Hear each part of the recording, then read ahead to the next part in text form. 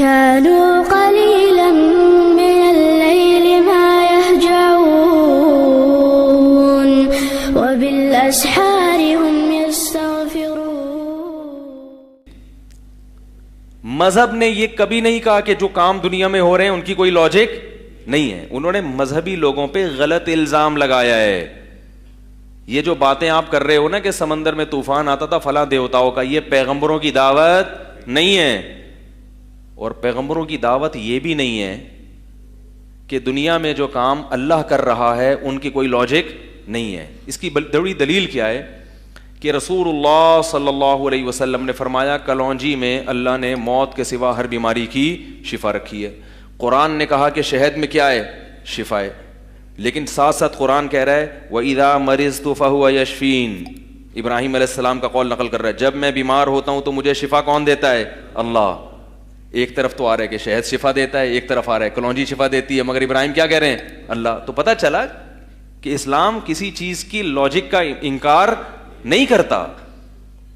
شہد سے بھی اگر شفا ملتی ہے تو شہد پیدا کس نے کیا ہے, اسلام یہ کہتا ہے کہ اگر شہد استعمال کرو جس میں اللہ نے شفا رکھی ہے, لیکن اللہ اگر نہ چاہے 100 دفعہ کھاؤ گے کچھ بھی نہیں ہوگا, لیکن اللہ چاہتا ہے کہ ہو, تبھی تو اس نے شفا پیدا کی ہے. لوگ اشکال کر سکتے ہیں پھر کیوں نہیں ہوتی شفا. بھائی اس لیے یعنی کیوں ایسا کیوں ہوتا ہے کہ شفا کی چیز استعمال کر رہے ہیں اور پھر بھی شفا نہ ہو رہی ہو. ایسا یعنی ہونا تو یہ چاہیے کہ جب اللہ نے کہہ دیا اس میں شفا ہے تو ہر دفعہ شفا ہو. کیا خیال ہے؟ تو یہ تو دنیا میں ایسا کبھی نہیں ہوتا کہ کوئی چیز جو باقاعدہ شفا کے لیے ایجاد کی گئی ہو اور اس سے ہر ایک کو ہر وقت شفا ملے.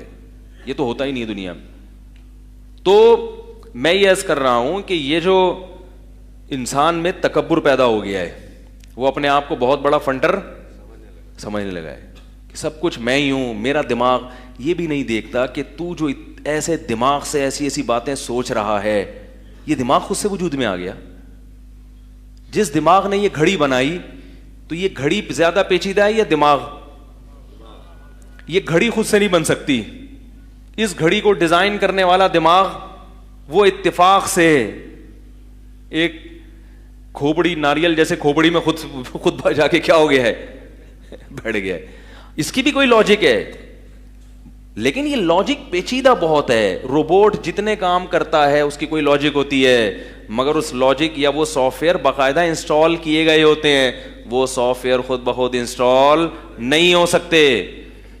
تو یہ تکبر ہے. تبھی قرآن کے الفاظ دیکھو اکفرت بالذی خلقک من تراب. اللہ نے ایتھیسٹ لوگوں سے خطاب کیا ہے, بھلا تو اس کا انکار کر رہا ہے.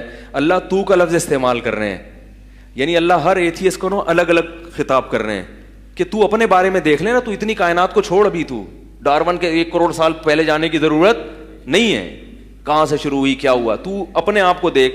اکفرتا, تو انکار کر رہا ہے, بالذی, اس ذات کا, خلقک, جس نے تجھے بنایا, من تراب, مٹی سے. مٹی, یہ تو سائنس بھی مانتی ہے کہ انسان کا وجود کہاں سے شروع ہوا, مٹی سے. باہر سے کچھ نہیں آیا, سب یہیں سے ہوا ہے.